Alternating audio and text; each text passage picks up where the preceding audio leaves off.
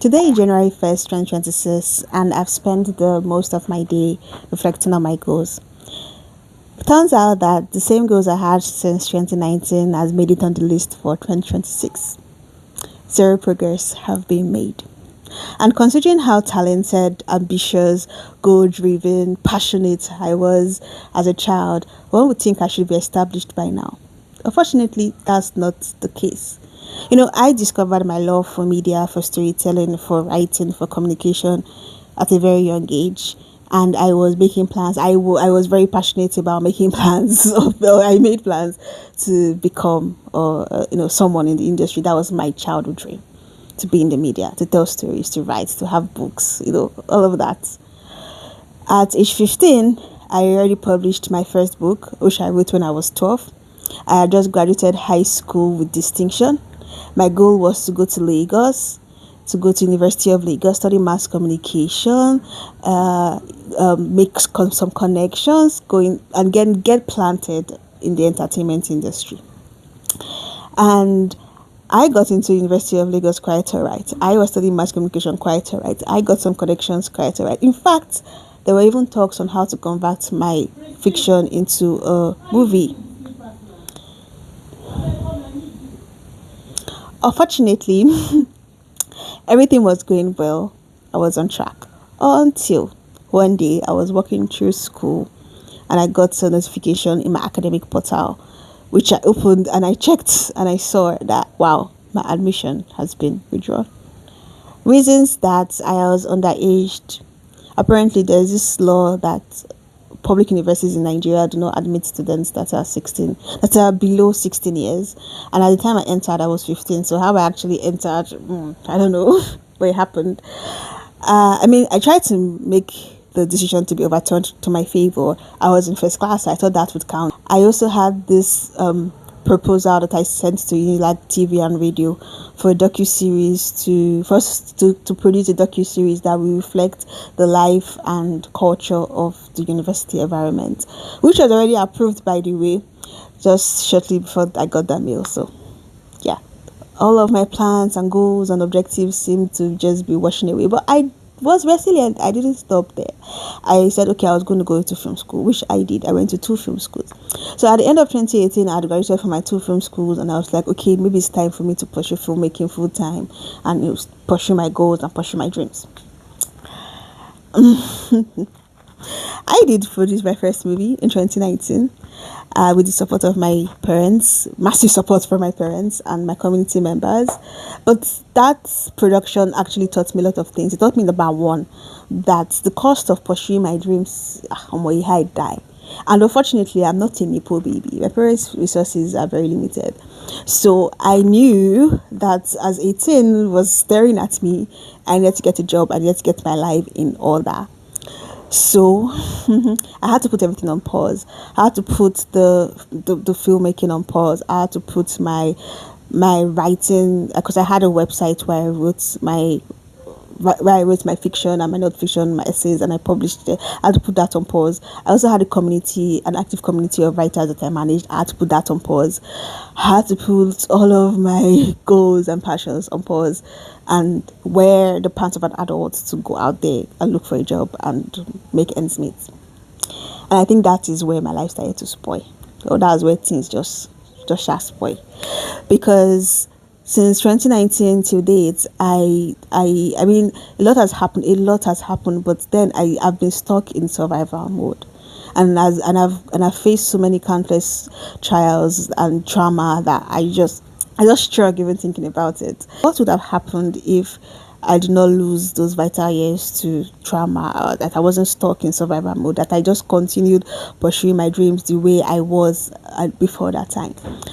I might have finished from school. I might have gotten my master's and not be, because I should have gotten my master's by now, considering when I graduated from high school. But fortunately, I am still in pursuing my bachelor's degree. I should have published more books, but I don't have anything in the works. I should have embodied what it means to be a storyteller and have a community of people that resonate with the works of my mind. But unfortunately, I do not. Anyway, I believe 2025 was the end of the era, that season in my life where I made constant mistakes, where I was stuck in survival mode. where I dived into things headfirst without really considering the cost, without calculating my capacity. I believe that 2025 was the year, actually 2025 was the year that brought me clarity, that made me see things in a different light, that gave me the courage, or the that puts me in the perspective, puts me in a position where I feel like, okay, now I can go back and pursue my dreams. Because the years before that have just been struggling to just put head above water. And of course, when you're struggling to eat 3 times a day, who the fuck cares about going to pursue your dream? Who the fuck cares about trying to be a storyteller?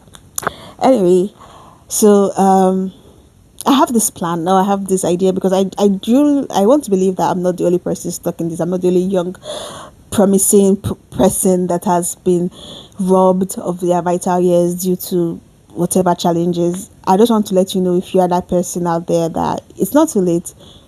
You can get your years back. You can close the gap.